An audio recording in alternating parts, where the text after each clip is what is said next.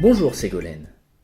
En ce moment, je vois un peu partout que l'on parle d'une nouvelle loi qui s'appelle le RGPD ou GDPR. Ils en parlent beaucoup à la radio, à la télévision. Mais je dois dire que je n'y comprends rien du tout. Est-ce que vous pouvez m'éclairer un peu là-dessus? Bonjour Dominique, oui, je vous comprends. En français, on parle du RGPD pour Règlement général sur la protection des données. GDPR, c'est la traduction de l'acronyme en anglais. C'est une loi européenne qui s'applique dès le 25 mai 2018. Chaque collectivité et entreprise y est soumise. Ce nouveau règlement a pour but de protéger les données personnelles des Européens et de faire prendre conscience aux professionnels qu'on ne joue pas avec la sécurité des données. Bien sûr, suivre ce règlement est obligatoire pour les grosses structures comme pour les toutes petites. Excusez-moi Ségolène, mais c'est quoi précisément une donnée personnelle? Il s'agit de toute information se rapportant à une personne physique, identifiée ou identifiable, comme son nom, son prénom, son numéro d'identification, ses données de localisation, etc. Mais qui est concerné par ce règlement? Toutes les organisations de l'Union européenne, privées ou publiques, petites ou grandes, qui détiennent et traitent des données personnelles.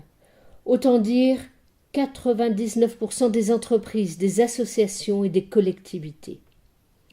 Pour être tout à fait complète, j'ajoute que le RGPD s'applique à toutes les organisations mondiales détenant des données personnelles d'un résident européen et qu'il ne s'applique pas dans le cadre privé. Pour finir, les collectivités comme les mairies, les communautés de communes, l'État, les départements, les régions y sont soumis aussi. Ça paraît assez complexe tout ça. Comment doit-on s'y prendre? La méthode varie en fonction du type d'organisation et de données détenues. D'abord, nous ne parlons pas ici que des données numériques, mais aussi des données stockées sur papier. Je vais vous donner un exemple de démarche pour aller vers la conformité au RGPD. Dans un premier temps, il faut informer les personnes de la finalité des données collectées, leur demander explicitement leur accord et leur permettre d'accéder à l'ensemble des données qui les concernent et de pouvoir demander leur suppression. Au sein de la structure, il faut mettre en place des mesures de sécurité adaptées aux données conservées, comme la sécurisation des postes de travail par exemple. Le plus gros travail sera sans doute d'identifier les endroits où sont stockées physiquement et numériquement les données et qui y a accès.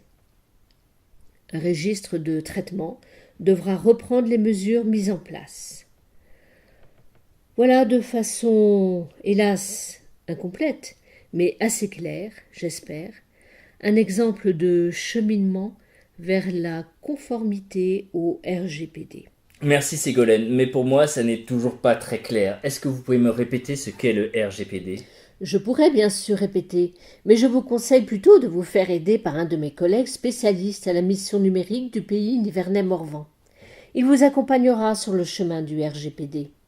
Pour tout renseignement, consultez le site rgpd.nivernaismorvan.net ou le mail rgpd@nivernaismorvan.net ou appelez le 03 86 22 51 42.